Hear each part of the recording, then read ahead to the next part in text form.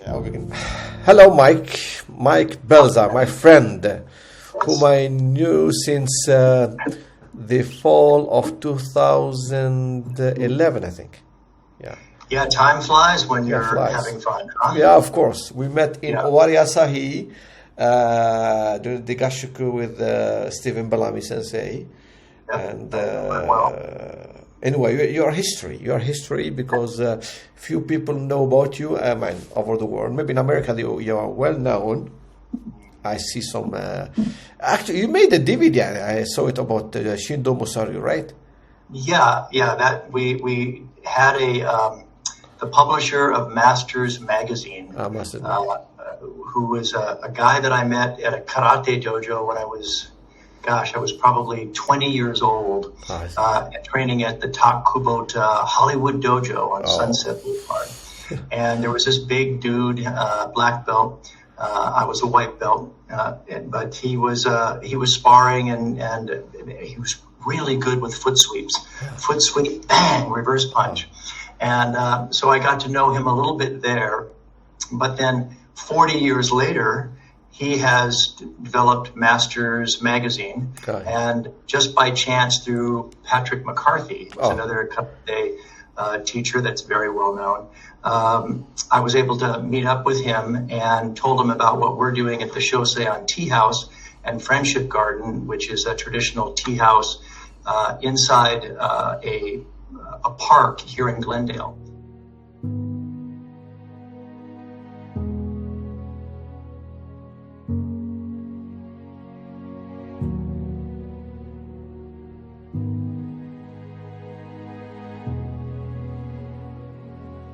And I'm very involved with that. I'm the president of a small volunteer group that maintains it, and I'm in charge of producing monthly activities like tea ceremony, shodo, ikebana. We just did ikebana yesterday. All sorts of things. Next month, it's a big cherry blossom festival with 3 tea ceremonies, 2 martial arts demonstrations. Shindo Muso Ryu will demonstrate. Katori Shinto Ryu will demonstrate. I've made great contacts with the local LA group here, and they train at our tea house once a month, so that they get the ambiance and the feeling of Japan, because this is very, very reminiscent of Japan. And they invite new people that are interested in learning about the art and experiencing it to come to the tea house and do that. Their numbers are growing, which is great. That was all part of the big plan. So I've got a great connection with them. But anyway, his name is Val. We call him Big Val. He came to a cherry blossom festival and was able to get some information, do some video, and then I told him about a Jodo seminar that I was going to teach. He said, I'd like to come and I'll video it. And so he did, and from that footage, he created this Jodo DVD.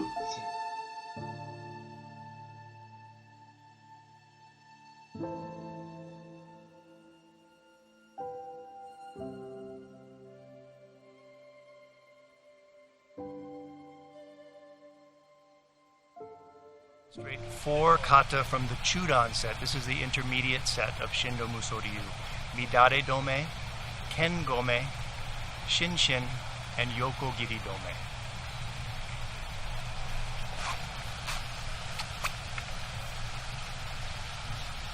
Hey! Hey! Up! Hey!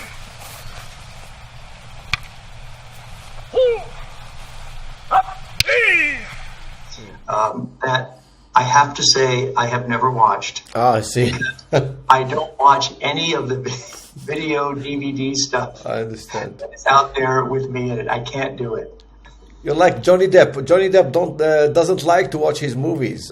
Johnny Depp. Well, it's just embarrassing, and that's all I. It's a psychological thing, you know. Yeah. Anyway, I got. It's not. I'm not like.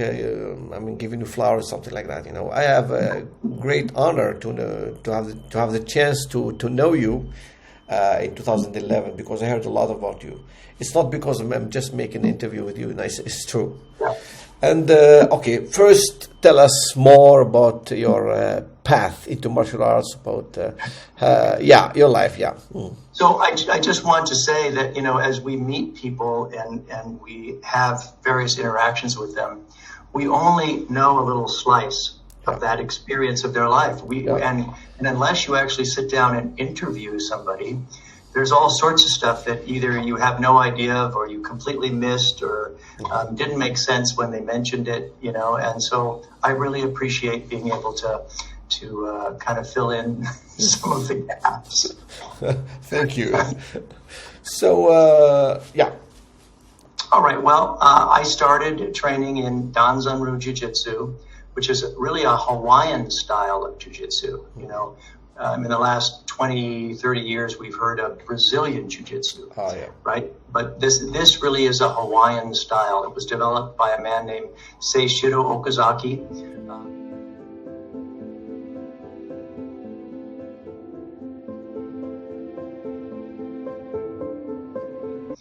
Back in the 20s and the 30s.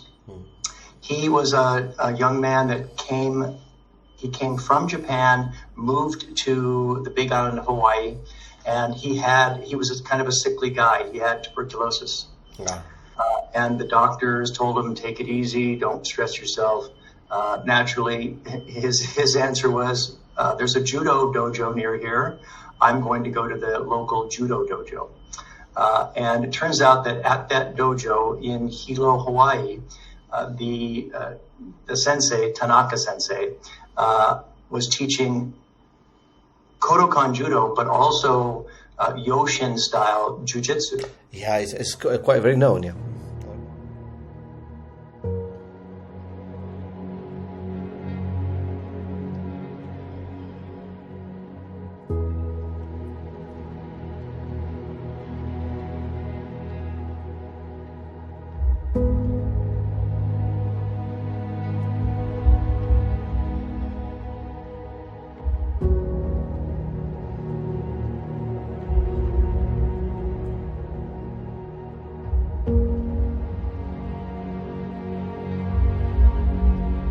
Don't know which particular flavor of Yoshin, but we understand that it was the Yoshin style of Jiu-Jitsu. So over a period of time, and when Tanaka sensei was doing restorative massage on him, and over a period of time, several years, Okazaki said he developed a body like iron. And so because he regained his health, and because of that, he dedicated his life to studying the martial arts, because that's what restored his life. Okay. Turns out that when you read the history of Okazaki and the style that he created, which is Danzan Ryu, it was always described as an eclectic style because he had experiences training with several other fighting styles that were all found either on the Big Island or on Oahu.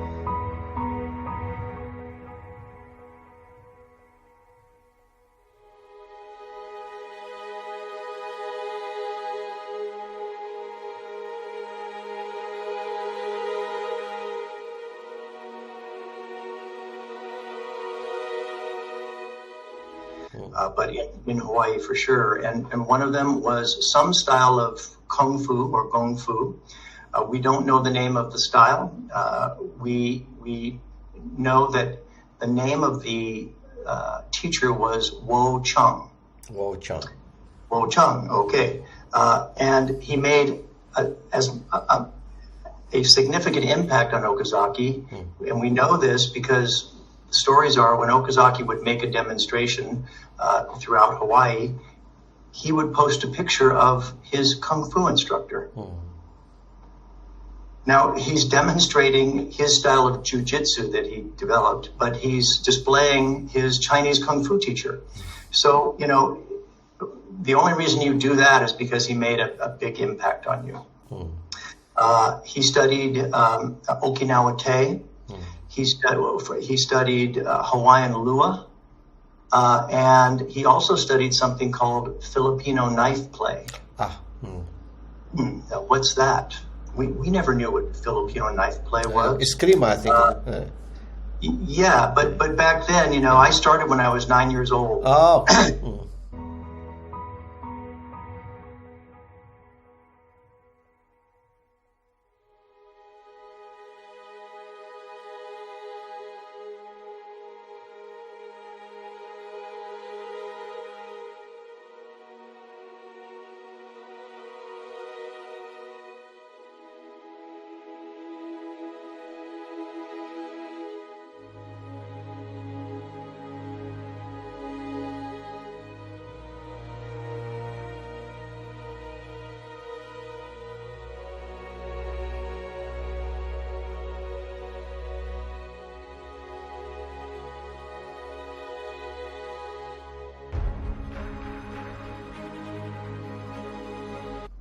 And nobody knew what Filipino martial arts were, Eskrima, Kali, Arnis. It was just Filipino knife play. Okay. Well, it hasn't been until recently, like I'm going to say when I started training in the Filipino arts when I was 22, that I understood, this is the kind of thing Okazaki must have studied. Why? Because when I visited the Kali Academy when I was 22, this is after finishing the amazing trip with Donn Draeger in Malaysia, where I had a chance to travel with him, and I can talk more about that. But I asked him, what should I be doing when I come back? Because I had been doing Danzan Jiu-Jitsu from age 9 to 22. And by that time, I received the rank of Sandan. Oh, you know, I the pain.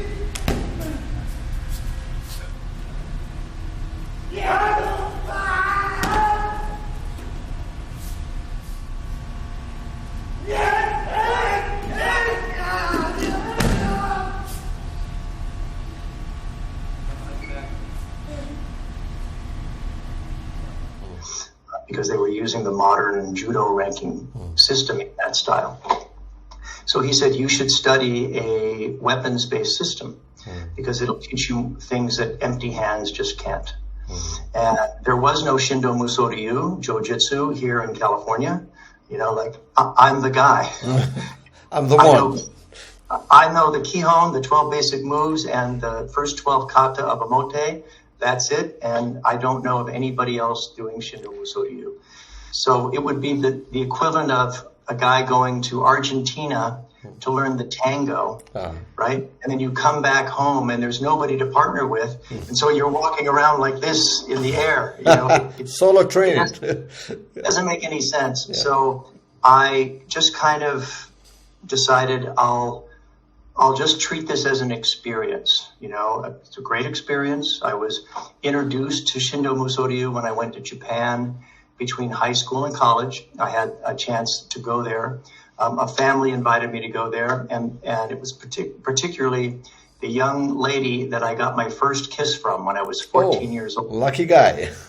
Yeah, that was in Virginia. Her family moved to Japan, moved to Tokyo, because her father worked for the State Department. Okay. Now, my dad also worked for the RAND Corporation, and they did a lot of classified work with the Pentagon. And my dad said, the State Department means the CIA. Yeah. So that's what this guy was doing. But they invited me to come, and I was able to go not only for the summer. They said, hey, you can stay with us for the summer, do your martial arts thing. I happened to write Donn Draeger a letter.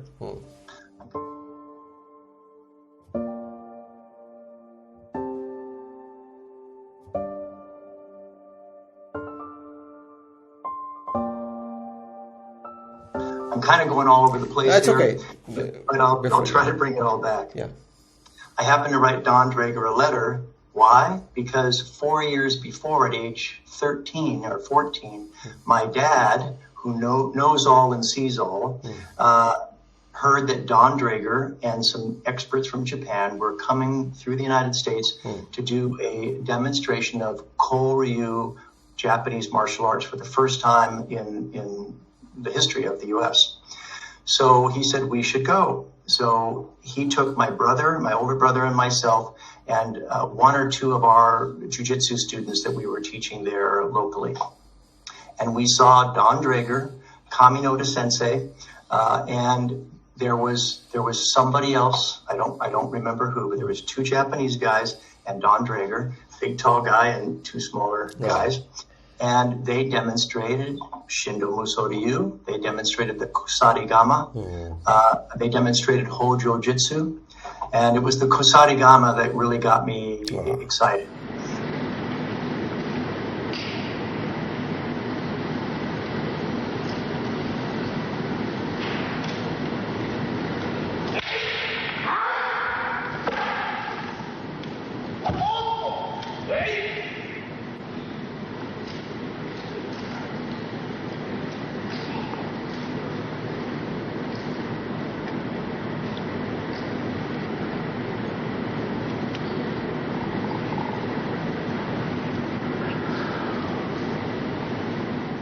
So from that, who am I looking at? I don't know. I don't know who these people are. My dad's just taken us. Ooh, cool. But from that, I started to seek out any books written by Donn Draeger, Asian Fighting Arts, which now has been reprinted to Comprehensive Fighting Arts. Okay, so I started looking through the book, not reading it, but looking through all the pictures, amazed. How can one person know all this, be able to write about it? Someday I'd like to do that, in my 14-year-old brain. 4 years later, I'm invited to go to Japan. My dad says, hey, why don't you write to Donn Draeger? He makes his base in Tokyo. Well, how do you write to Donn Draeger? There's no email. There's no anything. Write a letter. He said, write a letter to the publisher of Asian Fighting Arts, and the publisher will get the letter to Mr. Draeger. So I did that, and about a month before I left, I got a letter from Donn Draeger, typed on an aerogram. The aerogram is that blue sheet of paper that had the postage embossed on it, and that you can write or type on it, and then fold it up and send it off. So it was very short. It says, Dear Mr. Belzer, your letter finally sifted down to me from my publisher. I wish to make contact with you at this time, since I'll soon be in the jungles of Borneo doing research for a new book. I am interested in, did you buy the hardcover or the soft cover? Let me know what you have in mind. I await your reply, Donn Draeger. Like, wow. Well, it's history, yeah. So I start typing, and I give him my little introduction. Hi, I'm 18. I'm a Nidan in Jiu-Jitsu. I want to come to Japan to learn more about the martial arts of Japan. I'll be able to stay for the summer, and any help you can give me would be greatly appreciated. About a week before I left, I got another letter from Donn Draeger. Now, I didn't know how rare these types of letters would be or could be, because he would get all sorts of letters from all sorts of people, hundreds of letters. By the way, do you still have his replies, his letters? Do you still have them? Oh yeah, I sure do. You should show me that, man, Well, as a little aside, I've made a PowerPoint presentation about the life and history of Donn Draeger and his impact on the martial arts. And I feature a number of those letters and a number of other things, but I'll go back to that. Okay. Sorry. So he writes, Dear Mike, thanks for your introduction. It helps me get to know you. By the time you get to Japan, I'll be off to Borneo to do research for another book and won't be back for another 3 months. And I'm thinking, how cool is that? How amazing is that? In my absence, please contact Howard Alexander, a judo man from Canada who was in Tokyo training at the Kodokan and doing Shindo Muso Ryu. He can help you, and he will assist you in anything you need. Here's his phone number. Keep in mind that what you're doing in California and what the Japanese are doing might be a little different. This is his code for... it's going to be different. Keep an open mind. Let the Japanese show you their way. I'll see you when I return. Best, Don Draeger. Okay, so I got that. And I did go to Japan. I spent the summer there. I met Howard Alexander. And he said, you know, if you're interested in doing something different, you might want to start coming to the stick fighting dojo that I go to. Stick fighting, how cool is that?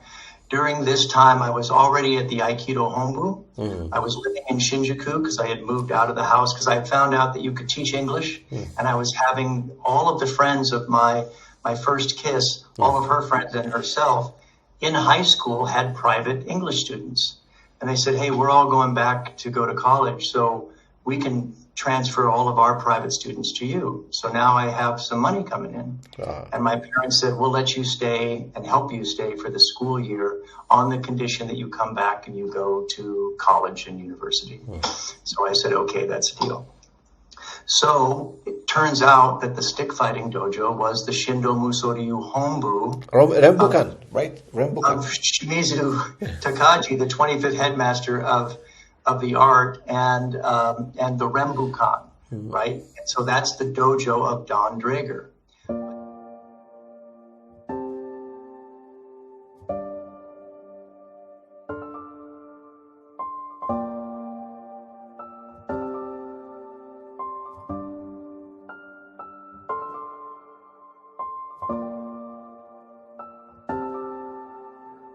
But I still didn't know that it was Shimizu Sensei that had come across the country.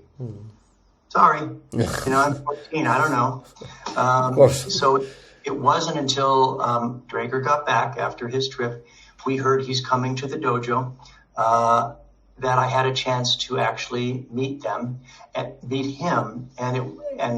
I didn't even have a chance to meet him at the beginning of class. It was just all lined up. It was a Monday, Wednesday, 1 to 3 p.m., pretty much foreigners class. It was a lot of Aikido guys and a couple of others that would go there. Larry Bieri, Mike Skoss were two of the regulars that were there, and several others.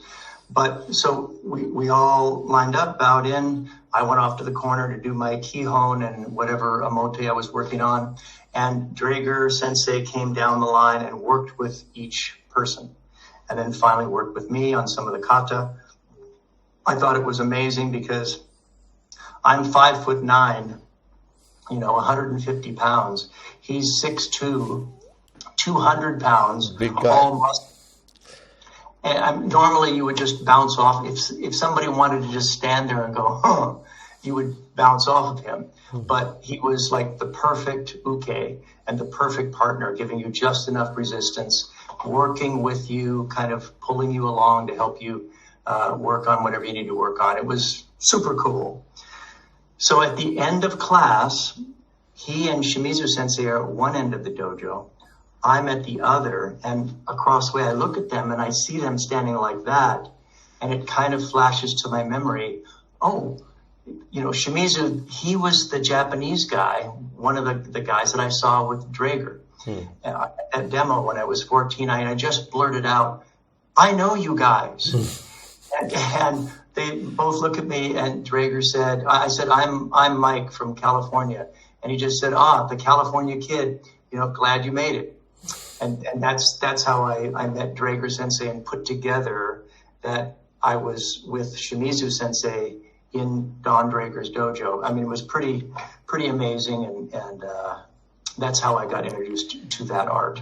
You showed me once a picture of you at the Rembukan. I remember when in 2011 in Japan, you showed me that, and that was the proof of all what you said. Yes, it's proofs by photograph help. Of course. Help. Sometimes, and I know that there are a lot of teachers that don't like visitors to come and take a picture, because then it shows up in the book that here I am with my private sensei learning the secrets of whatever. Yeah. But that particular picture that was taken was of a party. There was some sort of party. I can't remember what it was for. Larry Bieri was there, and I was there. Now, Larry Bieri is an Aikido teacher now. He was doing Aikido at the Hombu when I was there. He is also a Katori Shindoryu Menkyo. Menkyo Kaiden, I don't know. And also Shindo Muso Ryu Menkyo, for sure. Oh, that's great. And super helpful. So it was just, we're the only gaijin. We're the only foreigners. Kaminoda was there. I want to say Hiroi Sensei, but I'm not sure. When was that? Which year? In the 80s, right? Or 70s? That was probably in 75. 75. Because I was there between 74 and 75 when I was 18, 19 years old. I have a question, maybe, because the idea I got about Don Draeger, that he was fluent in Japanese. And I saw some videos of him talking Japanese. It was decent Japanese, actually. But then I was reading a book about another American writer. He said that Japanese, Don Draeger, of course, he could speak Japanese, but that academic Japanese, or maybe the deal, the Japanese, the heavy stuff. He wasn't that good in that. I don't know if it's true or not, because I don't know that detail, but I do have another story that actually connects to the LA Katori group that I just recently established contact with, and this relates to like how fluent are you, and what does that really mean, and how do you interact on a daily basis with the Japanese, especially at dojo setting. So in 2007, I had a chance to go to Thailand, Malaysia, and I put Japan on the list. In Malaysia, I went to see many of the teachers that in fact, all of the teachers that Donn Draeger and I originally saw in 1979. I had gone back in 1989. I saw them again and spent more time with them. And then in 2007, I went back again to basically just say hello and see how things were going. Okay? And I also went to Thailand because I wanted to see the Thai-Burmese heavy-duty fights where they were just using rope. Tough fights, yeah.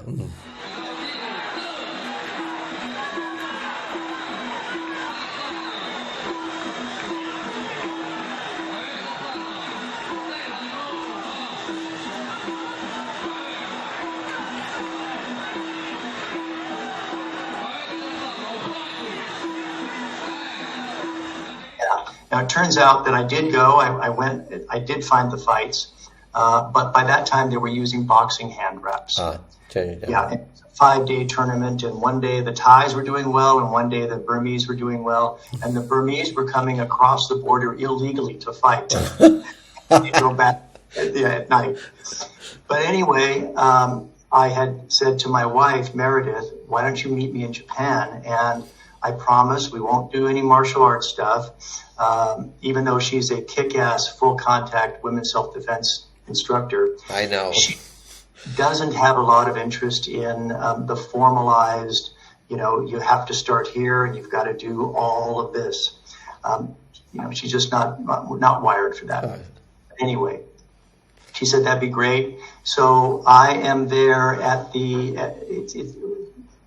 what's the airport? It's not Haneda. Narita. Yeah. Okay. So I'm in Narita. I had set about I know I'm going to be there one day, so I'm going to visit the dojo of Donn Draeger, right? And also Otake Sensei, and I'm going to pay my respects. I know that you can't just go up and, hi there, I'm here to, visit your dojo. You have to have a letter of introduction. And they have to be prepared for you. So I was trying to get his contact information, and there were certain people that I went to that said, I don't know. But I know that they knew. But that's okay. That happens a lot. So I was just on some sort of chat room for Martial Arts of Japan, and there's the address of the dojo right there. Yeah. So I wrote him a letter, and I had the letter translated into Japanese and mailed the letter. I never got any response back. Okay. But I said to myself, hey, what's the worst that can happen? I'll go there, knock on the door, they'll send me away. But I sent my letter. Hi, this is who I am. This is my relationship to Don Draeger. I would like to come and pay my respects. I try to do it as best as possible. Okay. So did that. I go to Japan. I've got my day, actually my morning. If I remember correctly, it was a Saturday. Okay. So I show the address, all in kanji, to the hotel, the concierge there. And he says, just give this to the bus driver. He comes right out here, and he will let you know what stop to step off on. Okay. So I get on, right? If you're the bus driver, onegaishimasu, I got that bar. He says, sit down. So I sit down. And now I'm waiting for each stop to come. And we come to one stop, but the driver doesn't say anything. And a guy walks by with, it looks like a buki bag, a stick bag, sword bag. And he's a foreigner. He gets off. I'm like, excuse me. Yes. Are you going to the Otake dojo? Yes. I look at the driver. He's like, there you go. I said, can I walk with you? Yes. Not very friendly. So I get off. And, I know that kind of guys. I know in right. Japan. Right. Now, I'm going to call him the unfriendly Russian. Yeah, Russian. All I'm going to say. Okay. And if he's listening to this, he'll know. Sorry. But anyway, so we're walking, and he's like, it's half a mile that way. It's like, okay, and I'm thinking, because I'm trying to make small talk with this guy, and he doesn't have a lot to say. He's not asking me any questions. So, how long you been training at the Otake dojo? 2 years. Okay. Walking. Let's see. So are you doing anything else here in Japan? Translation. Okay. Any other martial arts? Aikido Jitsu. Like, oh, okay. So how do you find the Aikido Jitsu that you're learning compared with the Yowada technique of Katori Shintoryu? I don't know. I'm not allowed to learn yet. Yeah. Okay. So we finally make it to the dojo. It's his home. There is a sign out there that says this is Katori Shintoryu. And then behind the house is the dojo. Yes. I've been there. So. You've been there. Okay. Yeah. He takes me into the dojo, shows me into the office. He says there's the picture of Don Draeger. Yeah. On the left side. Yeah.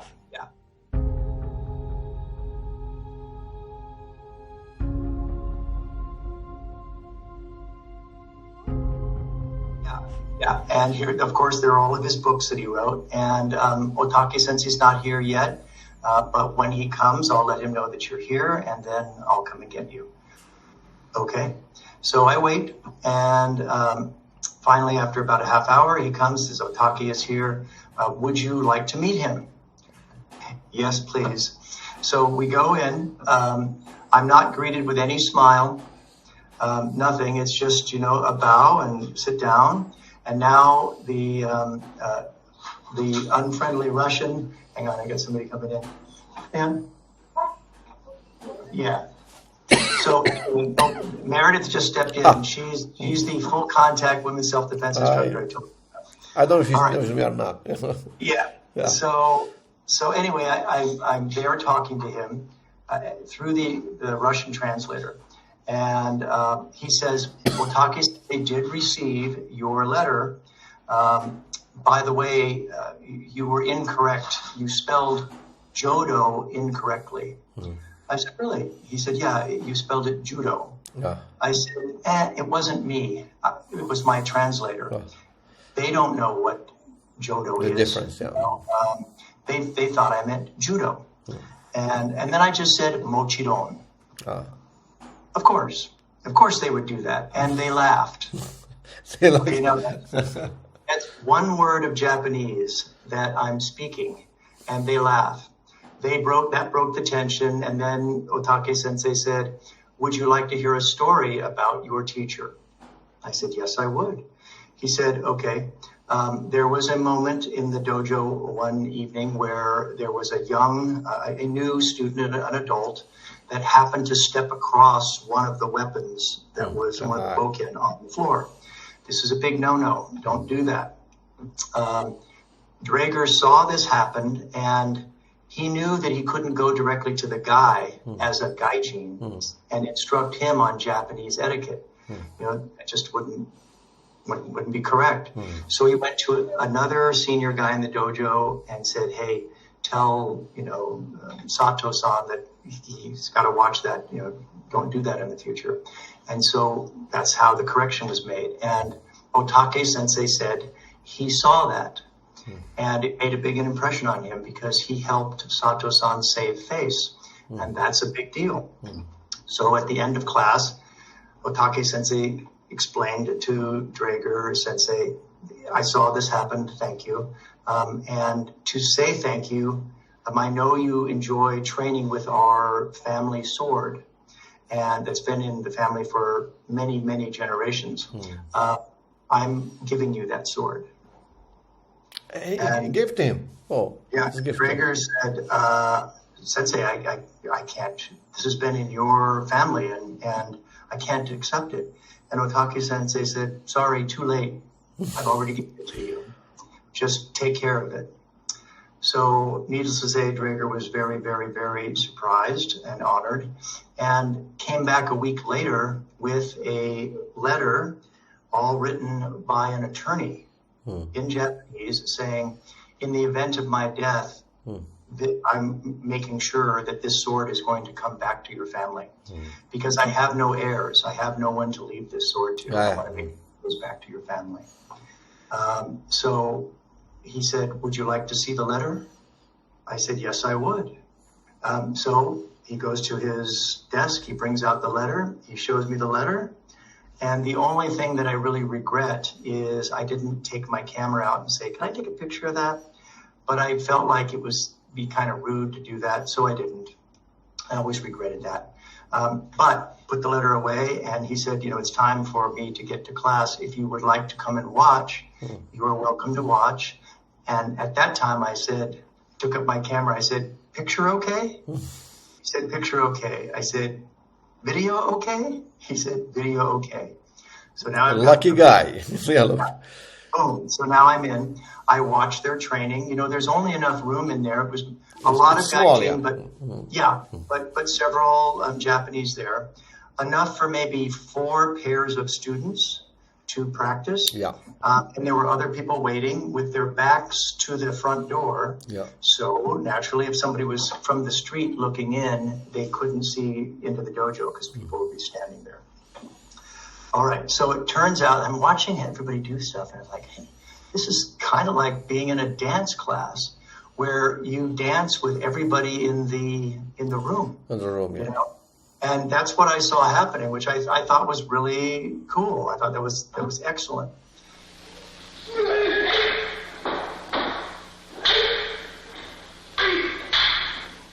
So anyway, like halfway through the class, it's time to get to Narita Airport. Sorry, I have to go pick up my wife. Gomen nasai, sensei, I have to leave to go to the airport. And he goes, great, thank you for being here.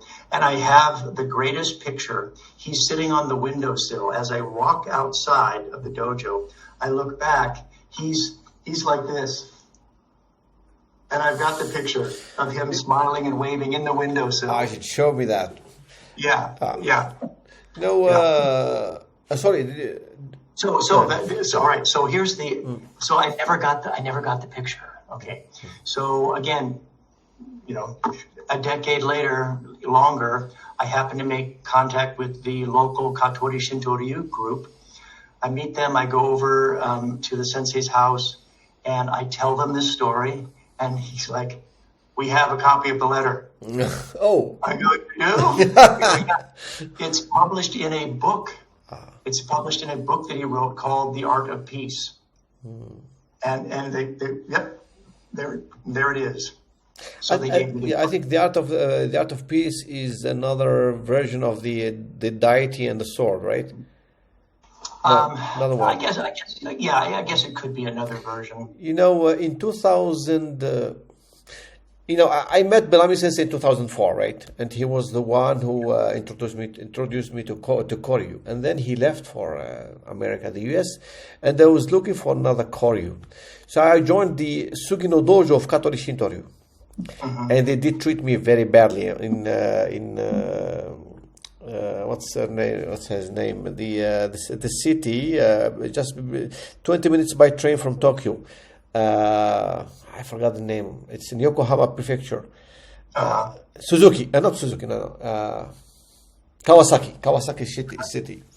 And then I was interested to find out what's Otake is like. So what I found, the old book of the deity and the sword, and I found the phone number of Otake Sensei. I called him. I have a phone card. He said, moshi moshi, konnichiwa. I told him I'm from Algeria, North Africa. He said, we have students from South Africa. Anyway, I went to his dojo. It took me, because to go there by bus, there's one bus every hour.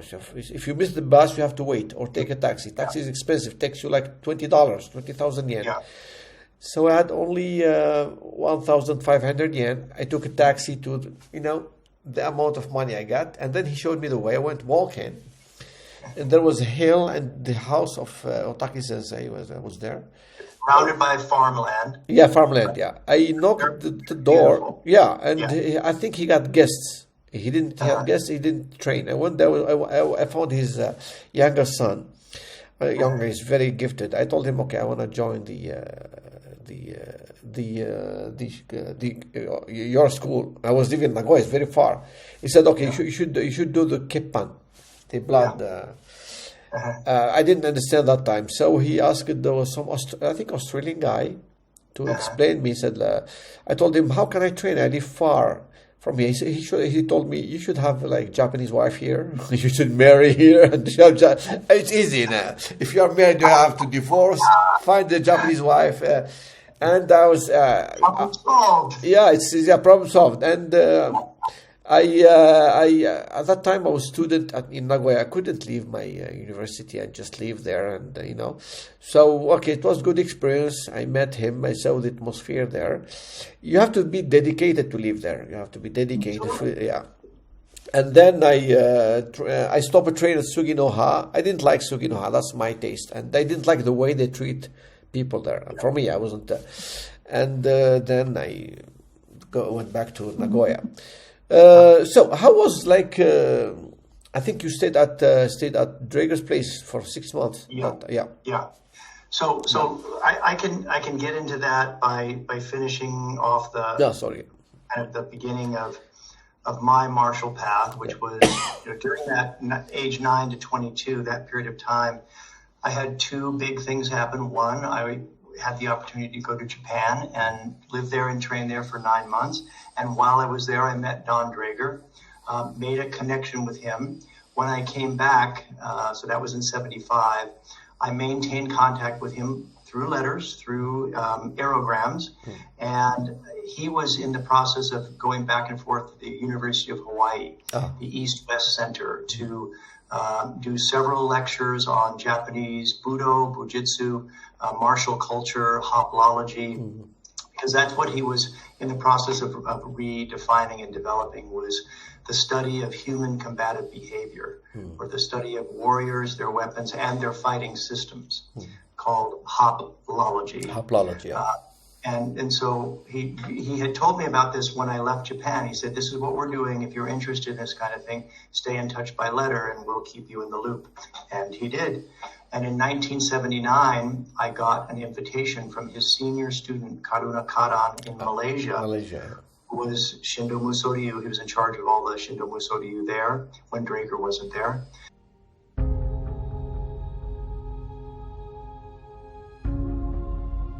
And he invited me to attend the first international Jodo Jamboree.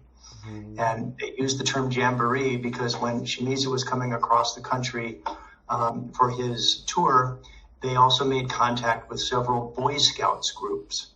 And the Boy Scouts have get-togethers called jamborees. Jamboree. So they decided, let's call it the first international Jodo Jamboree. In which language Jamboree is? In Malay? No, English. English Jamboree. Okay. I thought it's Malay. For us, when we hear Jamboree, we kind of hear like it's a party. Okay. The Boy Scouts must use it like it's a group get together. You know. So I prefer the first international Shindo Muso Ryu training camp. I prefer that. Yeah. Right?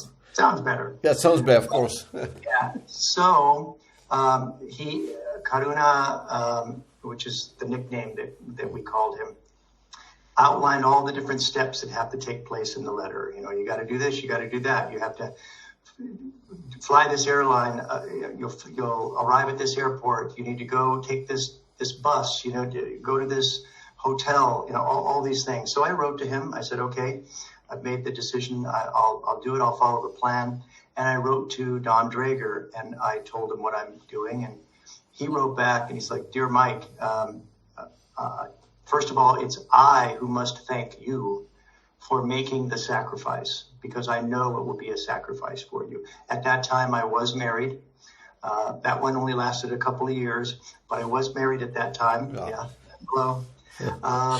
Young and dumb, but that's okay. It happens. Anyway, he says, I know it'll be a sacrifice, but it will be worth it. The people that you will meet, the training that you will have will be unsurpassed and available to hardly anybody. So, you know, I don't mean to mess up your plans, but if it works out for you and you want to fly the cheap way, like I do, come to Japan. You can stay with me for a few days, and then we will fly to Thailand, and from there we'll take the 25-hour train ride into Malaysia. Did I just get invited to travel with Don Draeger? Lucky guy. Yeah, I did. And in my mind, I'm thinking, there must be a group. Yeah, that's it. There's got to be a group of 7 or 8 guys that will all get together, and then we'll all go down. Yeah, that makes sense. Sounds good to me. And again, so these are like, that's a visualization that I have. The visualization I had when I got the invitation was, remember Enter the Dragon, the opening scene, we've got the big group, hey, oh, and you got all the lines. Well, I think that's what this is going to be. And I'll be at the end of the line, jumping up, looking, but I'm like, sign me up, you know, I'm there. So that's the visualization. Okay, so turns out Don Draeger picks me up at the airport. We go out, we have dinner. He kind of tells me what the plan is. He's got a few people to see to say goodbye in Tokyo. You know, we'll bunk down at his place. It's a 2-room place. I don't know how many mats. I don't know, maybe it was 10 mats. In Tokyo, not Narita that time. Tokyo, right? Yeah, no, Narita. Narita. Yeah. Yeah. Are you the one who took that picture of him weapons? That famous picture. You're the one. Yeah. Okay. I never get credit for that, but yeah, that's Mikey Mike. Yeah, the picture of Don Draeger in front of his wall of weapons. I will show it later on the video in the editing. I will put it. Yeah, Mike. All right.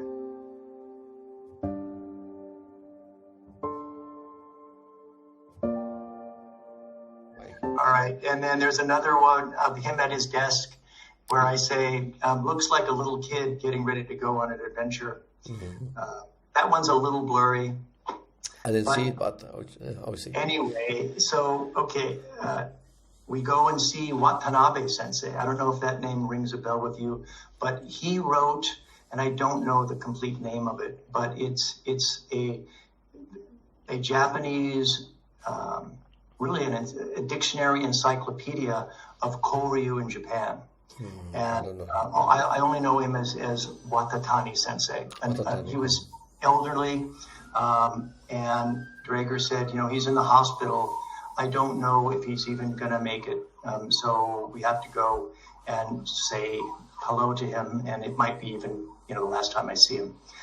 So I had a chance to go and meet him. And, you know, he was like a lot of older Japanese guys that are Genki, you know, feeling good. You know, they look great to me in mid-80s, even in their 90s. And I don't know how old he was, but he was somewhere in there.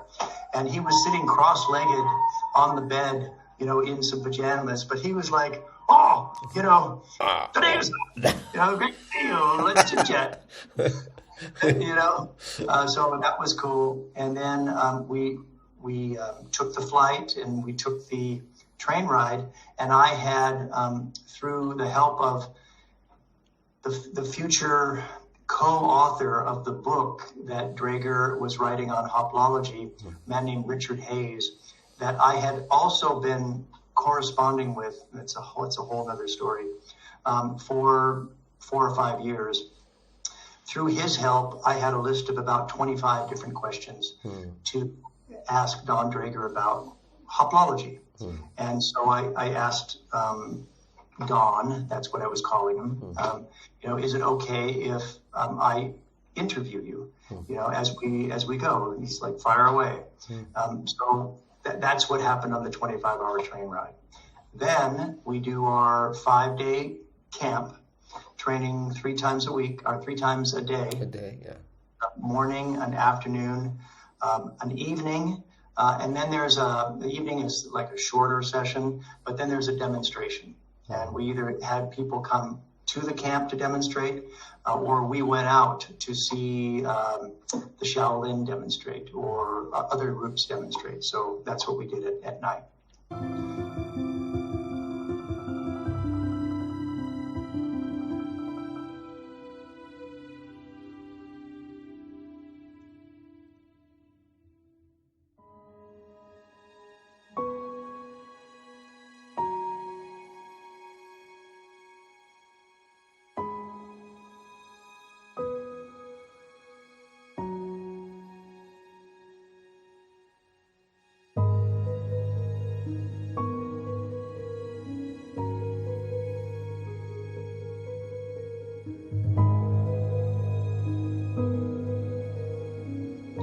Did that for 5 days. Awesome, amazing. Mosquito bites, you know, in the bunk bed with mosquito netting. I met a great guy there named Christopher Sanmugam, also age 22. He has, at that time, was a personal student of Draeger Sensei since age 16, because Draeger had been coming to Malaysia every year for like 10 years before that. And at some point, in Seremban, which is down kind of in the central area of Malaysia, Christopher, who was doing, he was doing Yoshinkan Aikido at that time. He happened to meet Draeger Sensei and asked, after he saw Jodo, you know, could I try? And Draeger just pointed to the end of the line and goes, there you go. And then every time he came down to Seremban, he would do private training with Christopher.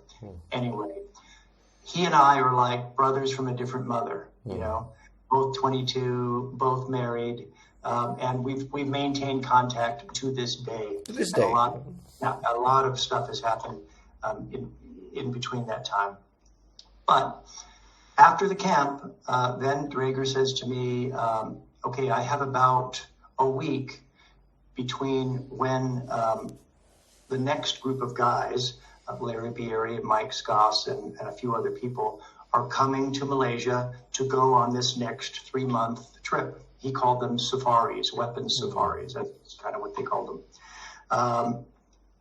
And so if you would like, we can visit some of the master teachers that I'm currently interviewing for future books, like Phoenix Eye Fist, like the Shaolin, and a number of others.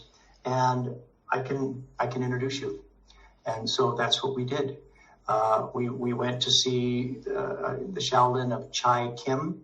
That was right in Penang. We went to see Master Leong of Phoenix Eye Fist that uses this kind of knuckle to go after the vital areas. We went down into the mainland of Malaysia and visited Lee Pit Lai, a combat Tai Chi man who was really, really impressive.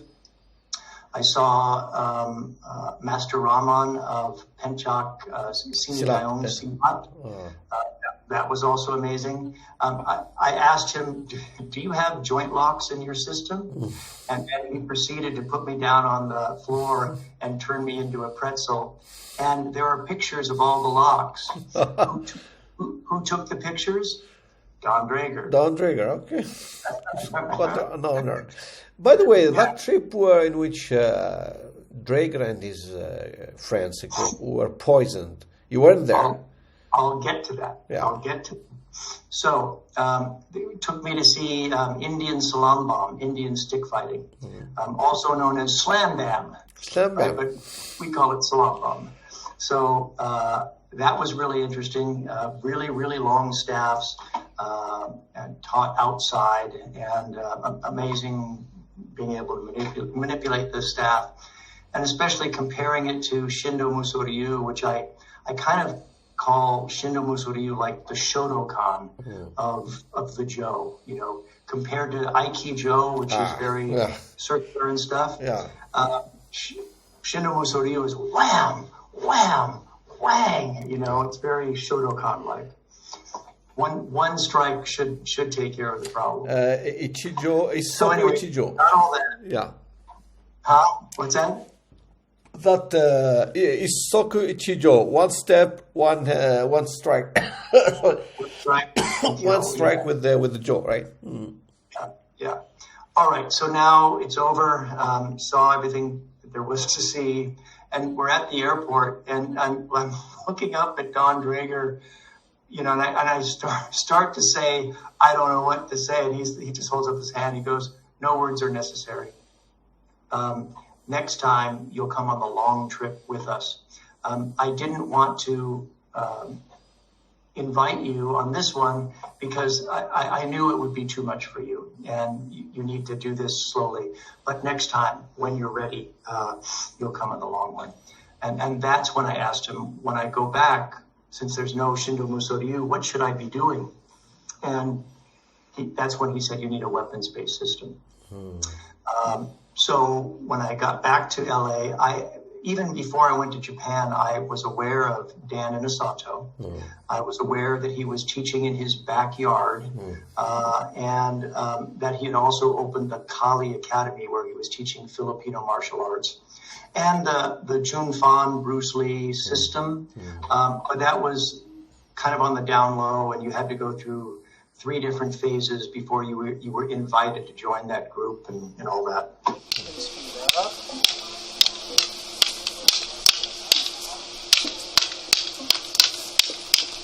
You see, I'm always using the left hand.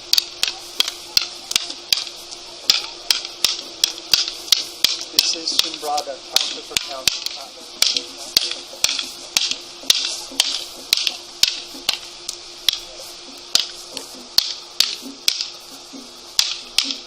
Why are we on our knees? How about so he can't? Angle 5, same idea. Angle 6, that's right. Angle 7. Extremely dangerous. The thrusting is so dangerous because it's so hard to see. You can see this kind of thing, and this is no fun either. Okay, but you can see it. This is a lot harder to see. So Illustrissimo was all about thrusting, okay? And that was the thing. And to tell you the truth, I really wasn't that motivated for that. I wanted to follow the advice of Donn Draeger, and the Kali and the Filipino martial arts and the weapons fit right in with Filipino knife play. Now I get to see what's going on with that.